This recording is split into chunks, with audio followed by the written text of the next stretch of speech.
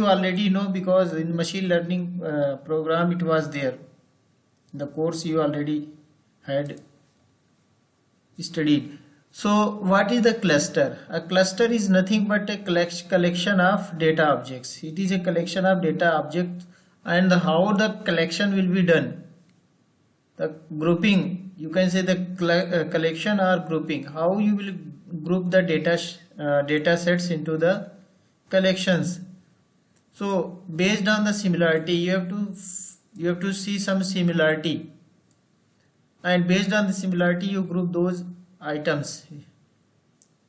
Okay, so similar to one another within the same group. So object which will belong into the same cluster, they will be having similarity, they will be same in the group, but dissimilar or unrelated to the objects in the other groups. So there are various advantages of cluster analysis available. That's why we study this cluster analysis or clustering methods.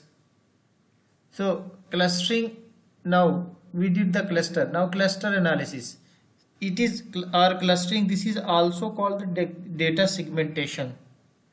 It is also known as the data segmentation, because we are segmenting data into the groups.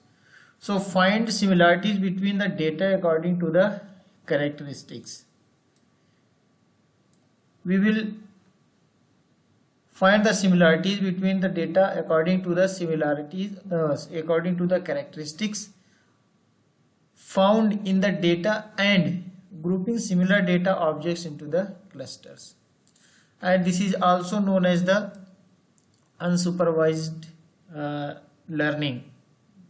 This clustering comes under the unsupervised learning, where we don't have any predefined, we don't have the predefined classes because we don't know any label, no predefined label is there, you have to do by yourself. So learning by observations, by the learning by examples. Okay, so this one unsupervised learning is learning by observations, whereas this one supervised learning is the learning by examples. So typical application, if we say, as a standalone tools to get insight into the data distributions, as a pre-processing step for the other algorithms, we use these clustering methods. In the pre-processing part, we already discussed about the clustering. Clustering is also known to remove some unwanted data also. Using that we can find out the data is unwanted. So we can because of the clustering, outlier we can detect with this. So in outlier detection also this is used. This is also used, clustering analysis. Okay, one very good example I will tell about the clustering, how it is done by observations. If you fly over in the sky and look down, if you look down, you can do the clustering by yourself by watching different kind of things. How you can do this?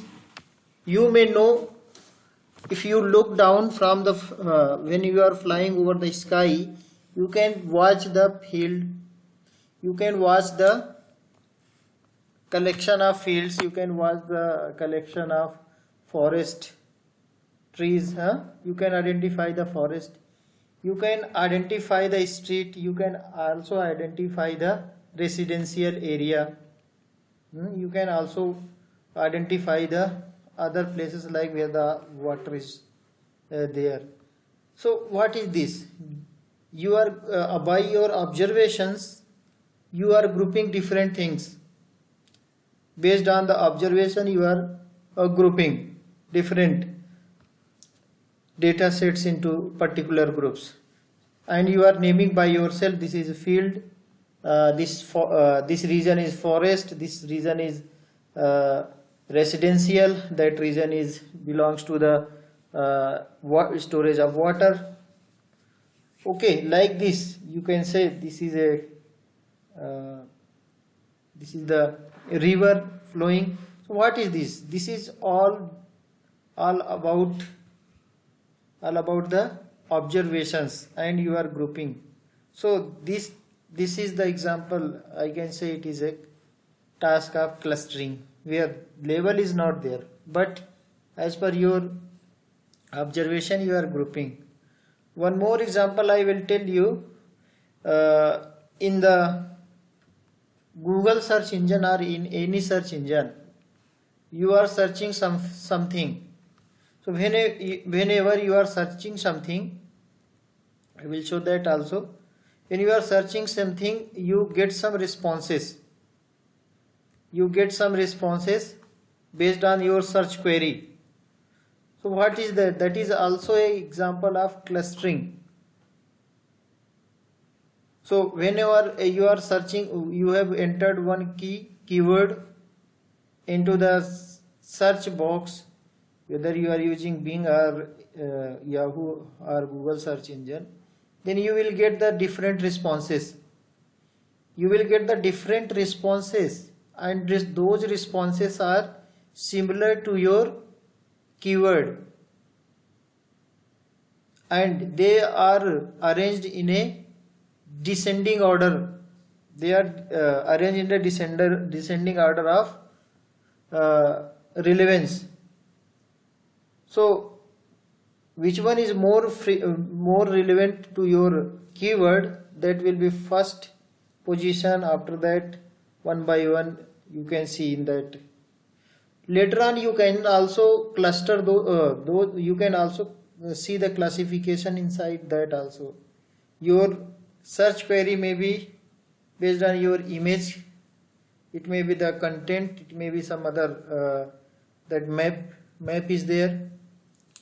So what are these? These are the good example that you come across every now and then in your life at the time of searching. Just you are doing, but you need to identify. This is case of the clustering, and this is the case of the classification methods. So this is the example that I told. Next one, clustering of data, understanding and applications. So clustering for data understanding and applications. These clustering can be is used very frequently in the biology.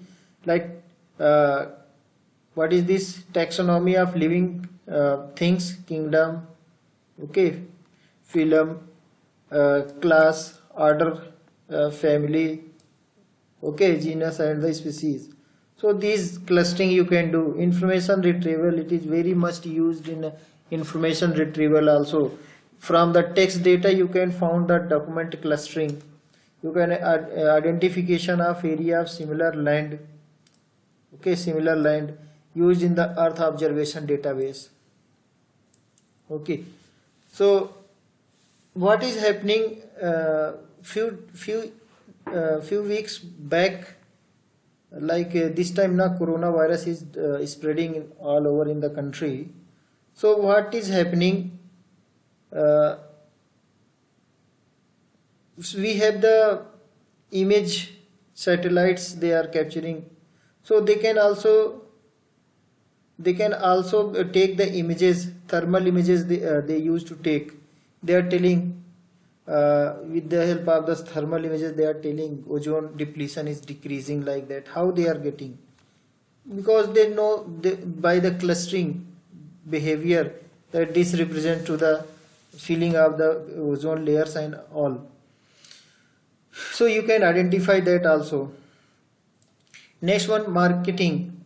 It helps marketers discover the distinct groups in their customer bases, and then use this knowledge to develop target marketing. So clustering is also very useful in the target marketing. They can cluster the group. They can group the customers based on their buying history or purchasing power. It may be the case in which property you want to make the clusterings. Next, city planning, identifying group of houses according to their house type, value and geographical locations. You can group those. Earthquake studies, observed earthquake, epicenter should be clustered along the continent faults. Climate, understanding earth climate, find patterns of atmospheric and ocean. Okay, so economic science, market research we can use. 1 minute.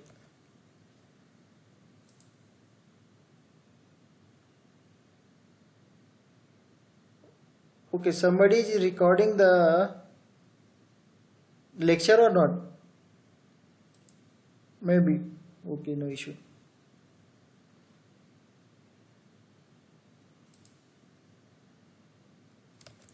Okay.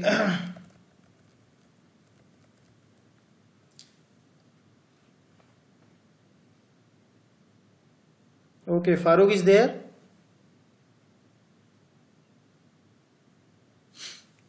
No. Okay, I am audible. Are you able to see my slide and you are able to listen myself, or just I am teaching and you are not listening? Huh? Just Listening. Listening, sir. okay. Listening, Give the Listening, feedback. sir. It feels that whether you are getting my presentation or not, that side. Okay. Let me continue. Mute yourself. Huh?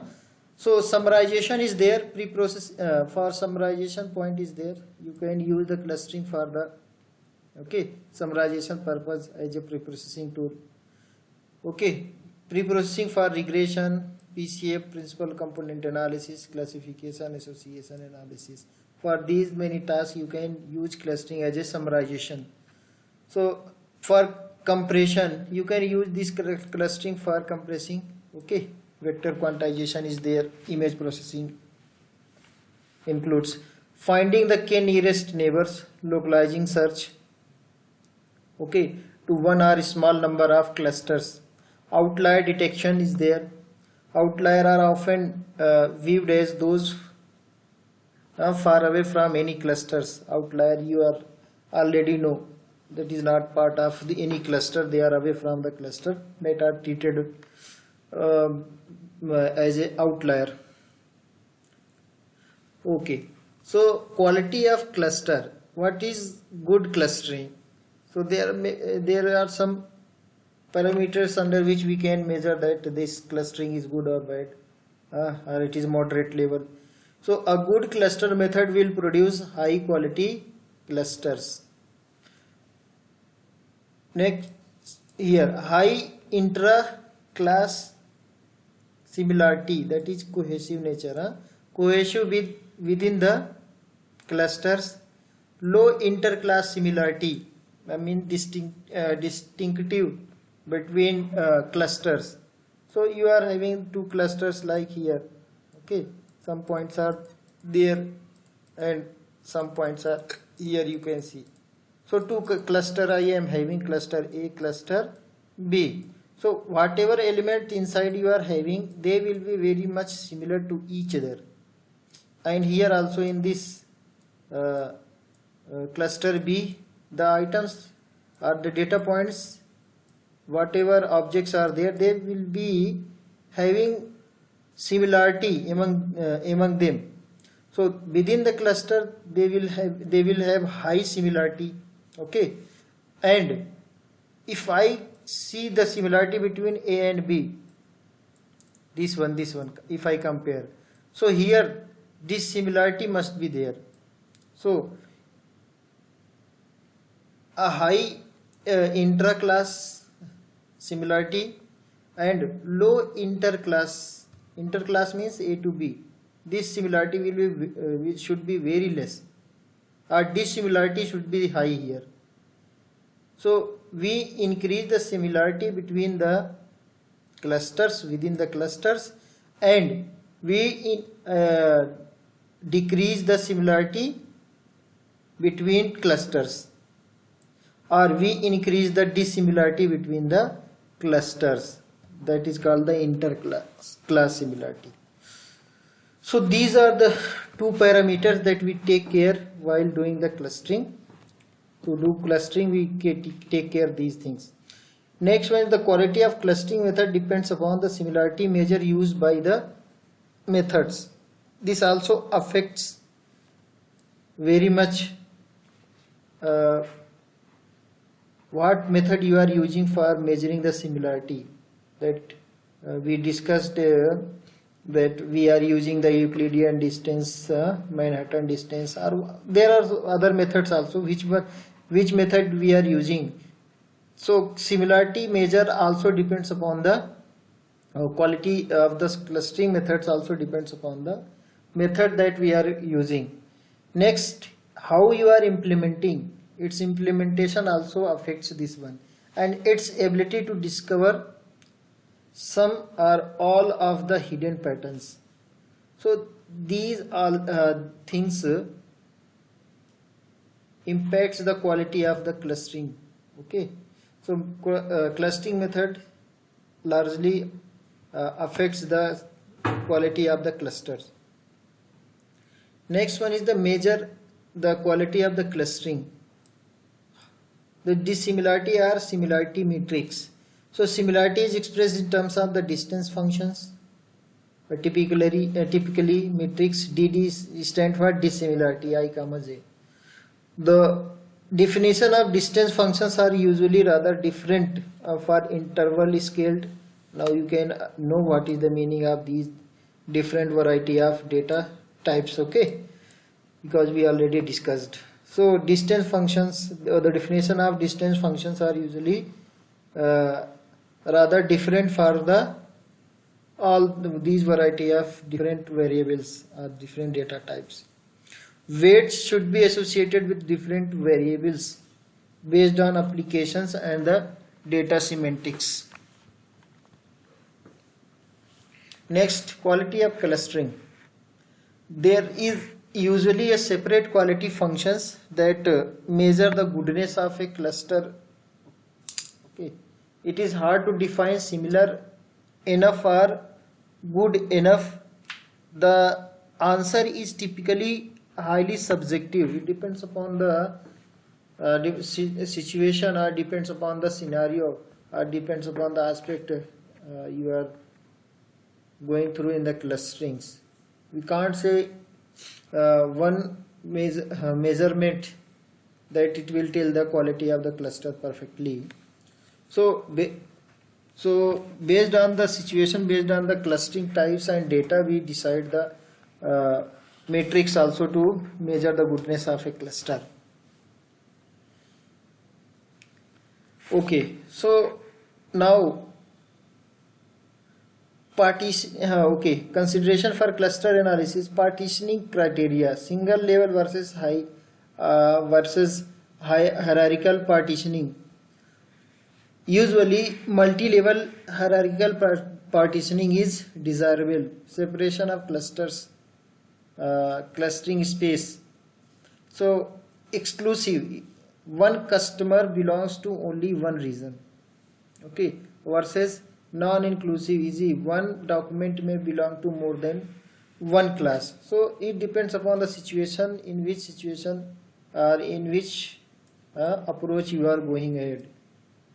Sometimes we do the hard clustering, we do the soft clustering. So there is there is also one criteria of soft clustering and hard clustering. Suppose hard clustering means if you are having one data space, you can see here like this, and you are now classifying. So if the data objects whatever is there, if it belongs to only one data belongs to only one cluster, okay, like this data is there, one cluster I framed. So these data is in this here, so there is no overlapping. So this is called the hard clustering. In soft clustering, maybe this may overlap here. So some of the data points or objects may come here, and this also some of the okay, they can share also. So this is called the soft clustering. So here, but here we are very much concentrated towards the hard clustering.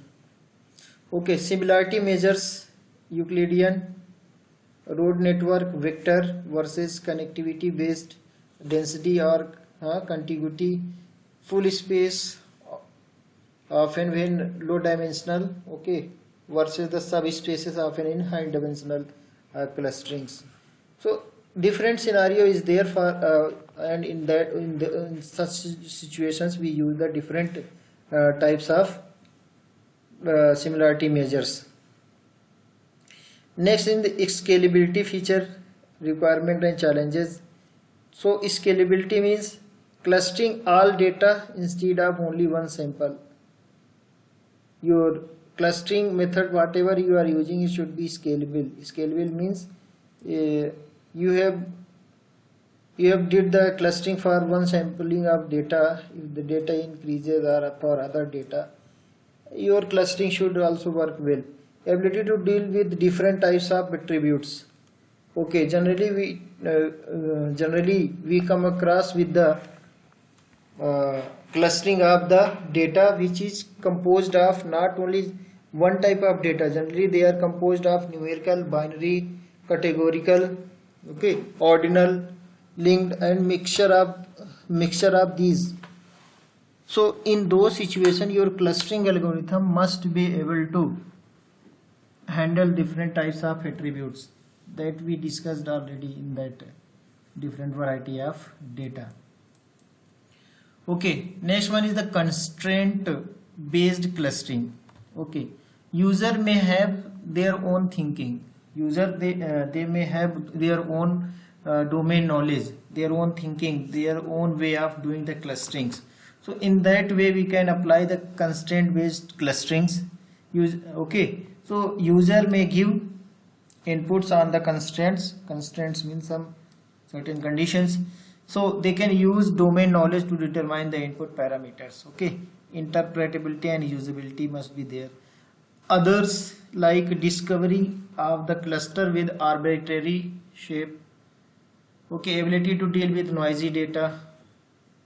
Okay, and incremental clustering and insensitivity to input order, high dimensionality.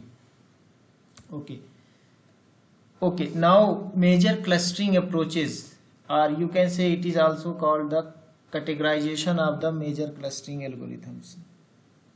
So we have classified the major clustering approaches or clustering methods broadly. This is the broad classification, or you can say it is a major clustering categorization of major clustering methods. So now here we are getting inside in the clustering methods. So we have the partition methods. Partition method, we have the hierarchical approach, means hierarchical approach of clustering. We have the density based approach, we have the grid based approach. Next one, we have the model based, frequent pattern also we can use, user guided for, or constraint based, or link based clusterings. Okay, various varieties there. Now let's have a look what is the partitioning. So in partitioning what we are doing, basically we have the data sets, okay, and the data sets like D, which is composed of n number of objects, that will be partitioned into different groups, like in K groups. So and each group will be called as a cluster.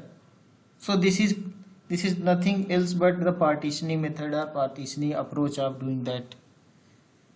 So partitioning algorithm constructs partitions of a database of n objects into set of K clusters, and the construction involves determining the optimal partition with respect to an objective function. Okay, So in general, if we see the partitioning algorithm is non-hierarchical, means each instance is placed in exactly one of k non-overlapping clusters. That I told already, that is the hard clustering. Okay, since only one set of cluster is output, the user normally has to input the desired number of clusters k. Okay, so what we do at the time of doing this, we'll do the partition based clustering, but there will be some criteria to evaluate this. So the criteria is nothing else. What we do, we will minimize the sum of squared errors. Sum of squared errors. Squared error, SSE. Sum of squared error we will suppose mix and I am having ck, whatever. Then what I will do, I will take the squares sigma from I barabar 1 to I is equal to 1 to k. Okay, like xi. So I will take the distances, these sum of squared errors for all. So which one will be minimum, that will be the good cluster. Next one, we have the hierarchical clustering approach. So hierarchical approach is nothing else but it creates a hierarchical decomposition of the set of data or objects using some criteria. Okay. See, in partition methods, this one is the very easiest method of clustering. K means k-medoids and Clarence. These are the different methods, and in that K means is the easiest method in partitioning. Or you can say it is a representative algorithm of partitioning approach to understand.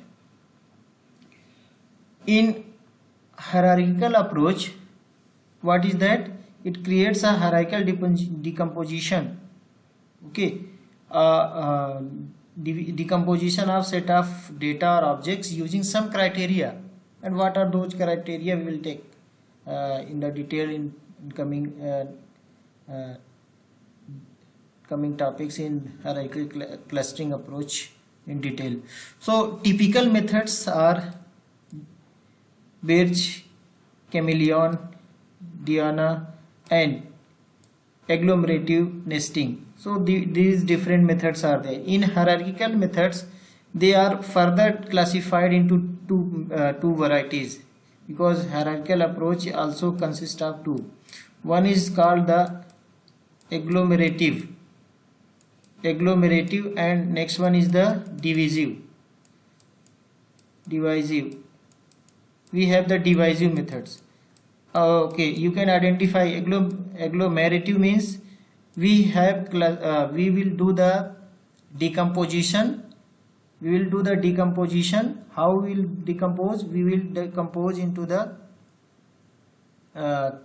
the clusters, like we have bottom up approach. This is also known as the bottom up approach, and this is called the top down approach. This is the synonymous name, you can understand. Okay, I will discuss later on in the topic in detail. So this hierarchical approach we use for creating the clusters. Next one is the density based. Okay, in density based approach. So in density based approach, it is based on connectivity and density functions. So here we will use some density functions. Okay, and we will see the density. Based on the density, we will make the clustering density of the data. So our here main intention is to know the density in the data space, and based on the density we will group the data sets. So typical methods are DB scan is there, optics is there, and DENCLIV is there, density clustering. Okay, these are the representative algorithms in the density based approaches. Next, grid based approach. In grid based approach, what we do, whatever we have the data space, we create the grids. We create the grids, and your grid is, you can think of, you can visualize these grids as you see in the Excel sheets. You can see na rows and columns we have, and if you put the data in these areas, so based on these grids you can cluster the elements, you can cluster the data sets based on the data available in the grids. So that is why this name is the grid based approach, based on the multiple level granularity structure. Typical methods include the sting, wave cluster and click. Next one is the model based. Okay, as name suggests, some model will be there that we will try to fit into the data sets.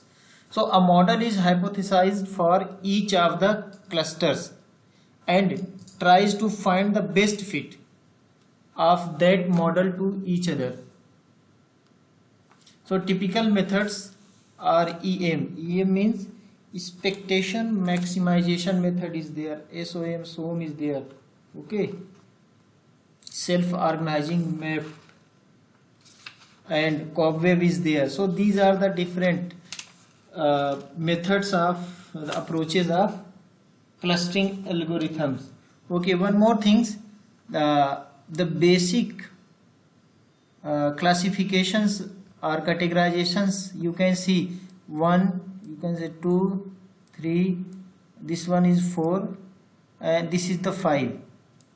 So these are the very well known and identified categories of the major clustering approaches.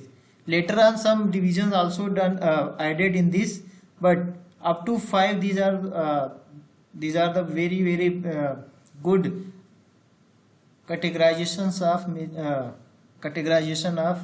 broad categorization of clustering approaches.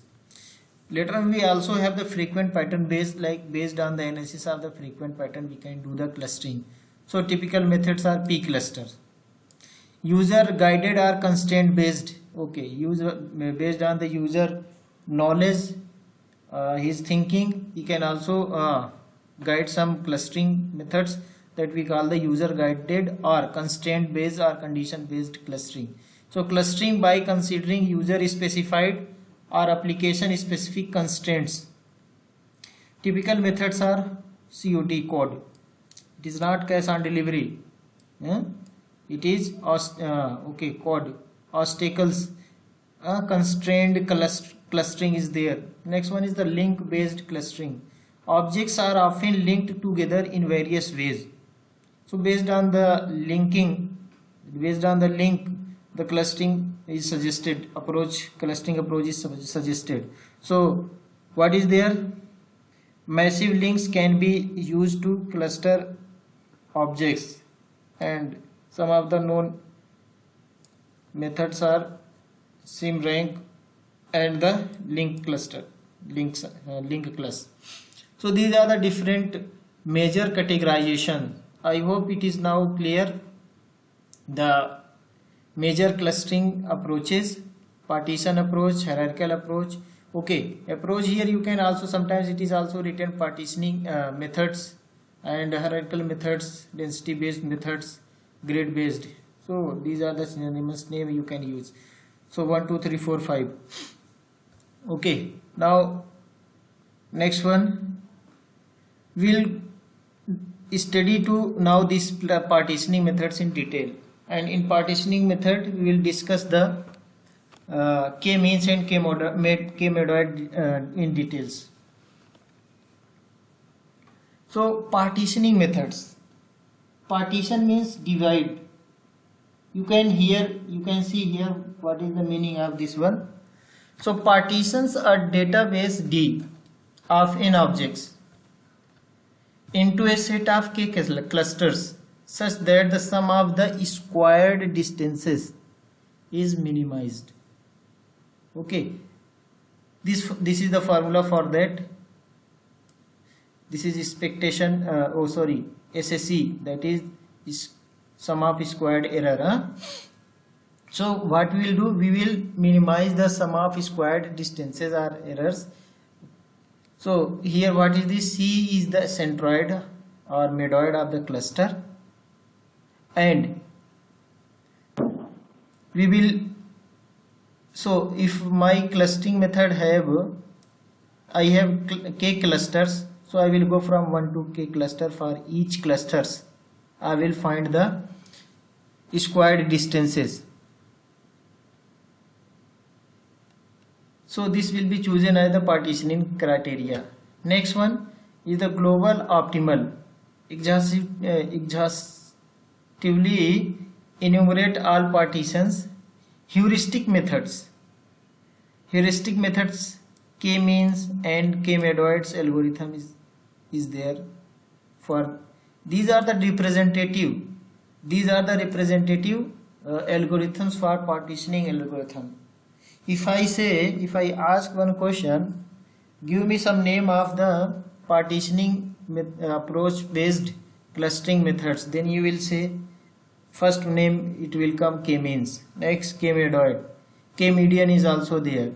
Okay, later on some its variants also came, like K-mean. Some advancement also done because it has some disadvantage in that. So that disadvantage many person has tried to remove. So we also have the K-mean plus algorithm. We have K-mean plus algorithm. These are the variants of the these existing algorithms. Okay. Anyway, let's come to the K-means. So K-means is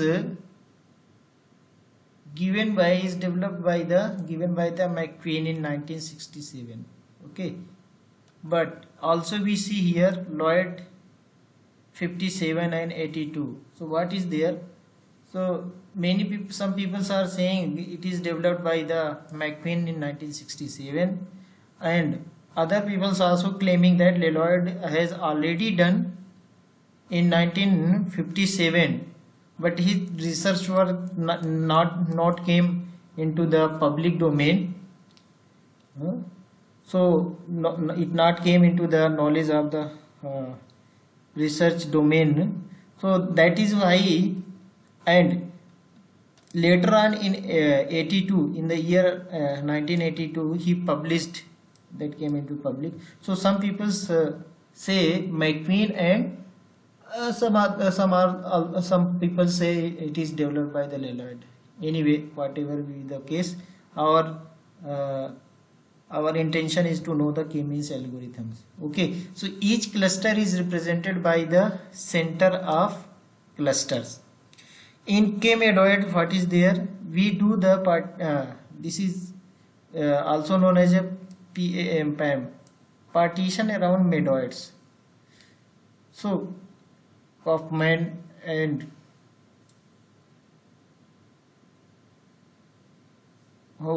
they developed in Kaufman et al. They developed in 1987. So each cluster is represented by one of the objects in the cluster. So we choose the medoid points. Okay. So let's understand how K-means algorithm is working, and then we'll go to the K-medoids.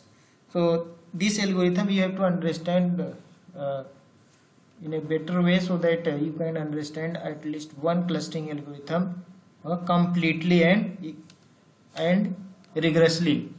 So K-means clustering method. Now we'll see.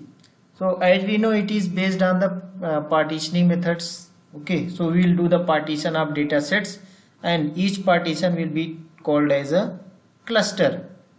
So what is happening here? Given K, so this K means K cluster we will have to find out. So the K-means algorithm is implemented in these 4 steps. Partition objects into K non-empty sets. K non-empty sets. I am having D, which is having n objects. So I will make the partition of this data which is having n data sets. So I will D1, D2, D3 and D4. So I will group this one into the k clusters. Here k is equal to 3. Then I will partition into the 3 groups and 3 clusters will be formed. And this k, whatever this k value is there now, it is not fixed. This is user entered. Who will give? User will give. Okay, starting from 1 to whatever less than, like k cluster, and k must be less than or equal to n in number of, it must be less than number of objects. So partition objects into the k non-empty subsets. Okay, and k is arbitrary, it is chosen by the user. So if you are choosing k is equal to 2 cluster will be formed, k is equal to 3, then it will be 3 cluster will be formed. So based on your chosen k, the clustering will be done. The grouping will be done from out of your data sets. So what we'll do for that, we will compute seed points. Seed points means initial centers, seed points as the centroid of the cluster of the current partitioning. The centroid is the center mean point, okay, of the cluster. Assign each object to the, once we fix that this is my centroid ck1 point, okay, my centroid is formed. So what I will do, I will assign all the nearby objects to cluster 1 and all by data points which is near to C2 to the second clusters. So like this I will do, and I will do based on this centroid only. I will measure the distance from that points which is near to this. I will assign this. So assign each object to the cluster with the nearest seed points and go to the step 2, stop when the assignment does not change. So we will continue, we will repeat this process again and again until this assignment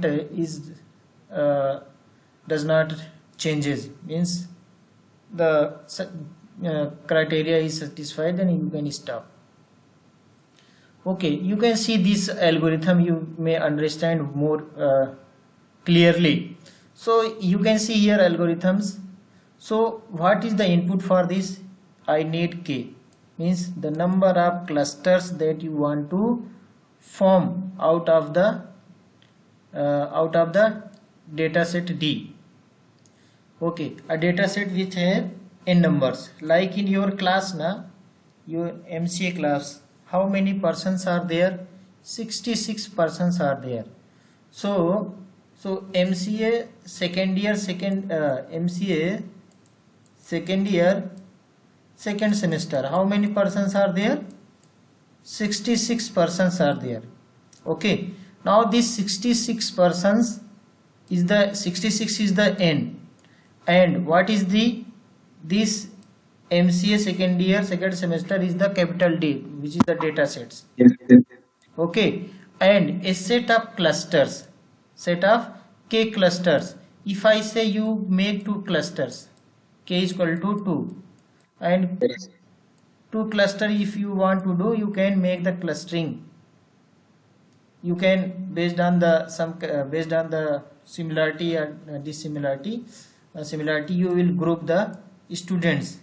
So if I talk about the classification, then you can do you can label immediately female and male, and you can classify very soon because you know the label. But here we don't know the label. So based on your chosen method of similarity, the clustering will be done here. So I think now you can understand what is the meaning of D. Is the like MCA second year second semester is the data sets, students data students the data set. Now 66 objects are there, means 66 persons are there. K is the number of clusters that you will give. You have given 2. You can give 3, 4, 5 as per your requirements, but less than 66, but less than or equal to 66. You can't go beyond the 66 because the clusters will be more compared to the number of objects. So that is not recommended. So how you will do? Arbitrarily choose K objects from D.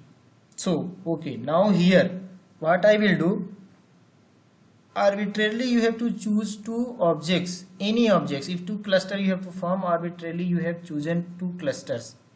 Okay, so what you will do, initially we have to start with one, we are not know roll number 1, roll number 2. You can choose 2 persons as a cluster 1, cluster 2. Later on you can keep on adding in that. You can do that also. So there is no criteria, nothing is there, just arbitrarily. Okay, with your wish you can take 2 persons, you can take 2 objects as an 2 data points as an initial clusters centers. Okay, and this will be chosen on K only. Okay, see, it may be the case, but fortunately if I chosen one male candidate and one female candidate, then you can do the clustering around them perfectly. You will get the answer, no issue. Suppose 2 persons I have, male I have taken, then female not taken. So based on that, because again and again we will recompute these cluster centers, then we can find out. So it also depends, number of iteration also depends upon your the initial cluster centers that you have chosen and number of K objects. You can see. So what you will do now, repeat. What you will repeat? Assign each object to the center to which the object is most similar. Okay, based on the mean value of the objects in the clusters. Then what you will do, update the cluster means, that is calculate the mean value of the objects for each cluster until no changes. So this is the algorithm for K means. Okay, one more thing I will tell. Initially you have chosen any cluster center. Later on what you will do, suppose okay, I will tell, you see first this graph, this flow chart of K mean clustering. So initially we have the K numbers, same thing, choosing the centroid, then we'll calculate the distance of object to the centroid, then which one is minimum, that object will go to that particular centroid, because I will maybe having centroid C1, C2, okay, C3. So what I will do, suppose I am having one object, suppose D1, D2 I have taken. Now I am taking D3 to I want to send into the some group C1, C2 or C3, whatever it belongs. So what I will do, I will measure the distance from D3.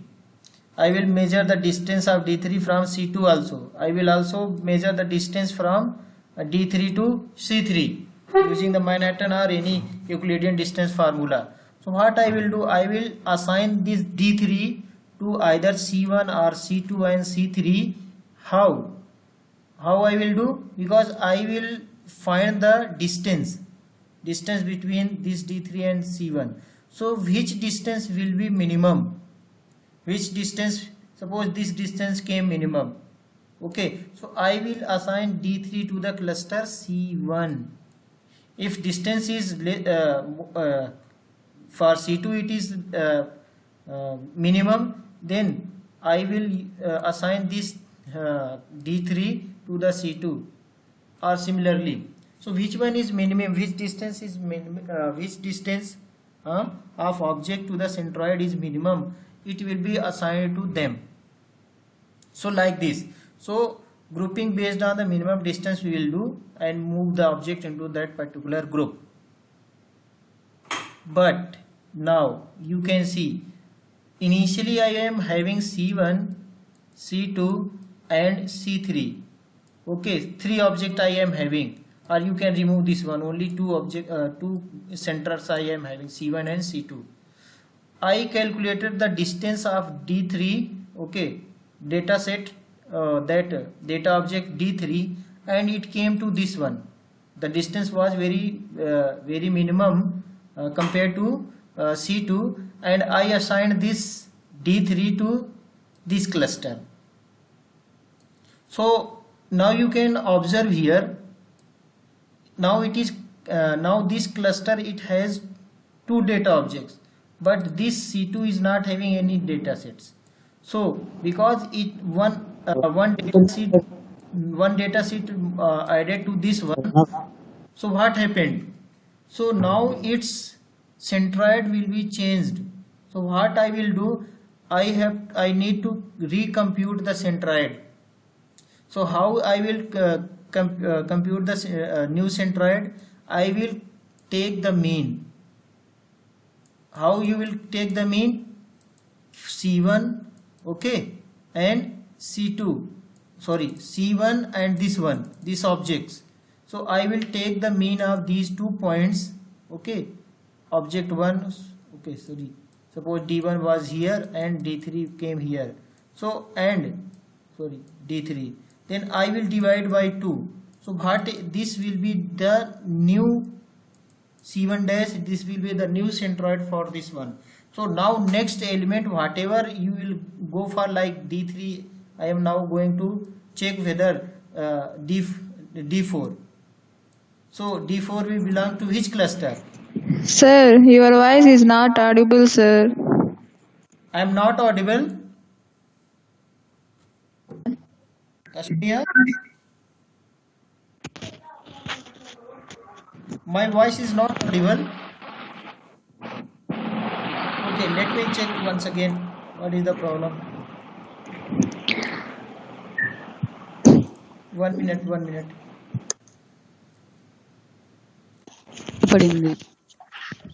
Sir, your mic is muted, sir. Oh, somebody has muted. Some mischievous activity is done by your side. Why they did, I don't know. So you take care. Otherwise, in the beginning itself, I will make you every person attendant. I am not following this strategy, but I will do this one. We take care this one. Somebody has muted because I didn't check anything. How it is possible? Now you are audible. Hello. Yes, sir. You are audible now, na? Okay. Yes, sir. So now you understand how it is. So D4.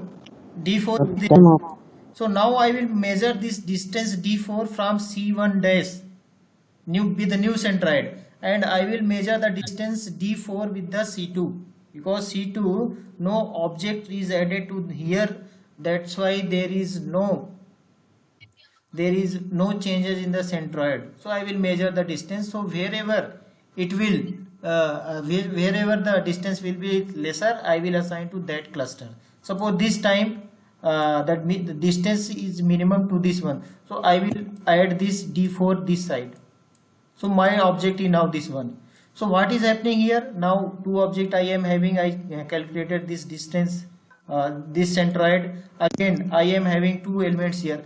So you need to calculate this centroid mean again, C2 dash, and whatever mean value will come, you have to mention as a centroid. That is why, because we are calculating the mean, that is why we call it time up, sir. key mean clustering. Who is getting over smart? D1 plus D2 divided by 2. So like this I can calculate the means. So this mean is there, mean 1. So because we are calculating the mean value for knowing the centroid, That is why this is called the k-mean clustering method. That's why this name came, k-means. Okay, you can see by this example also, k, we have selected k is equal to 2, arbitrary partition into initial data sets. Then see the groups are making here like this.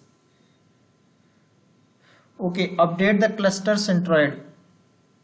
We will calculate the centroid once again wherever it belongs. Then centroid will definitely be changed. So I will recompute, I will assign the elements. So like this whole thing that I described, it will come, the clustering, final clustering will be done here. So centroid in each iteration, it is you can say the centroid is changing. So it will stop when no change. We will stop the algorithm. We will stop this assignment of object to the clusters when there is no changes. Okay, we will continue until no changes. When changes is not happening, we will stop that one. So here our main objective is to compute the centroid. Okay, I will show this one with one more example also, so that you can understand more clearly in the next class. Now here I am stopping this lecture. So can I have some recap what we discussed today? Any person?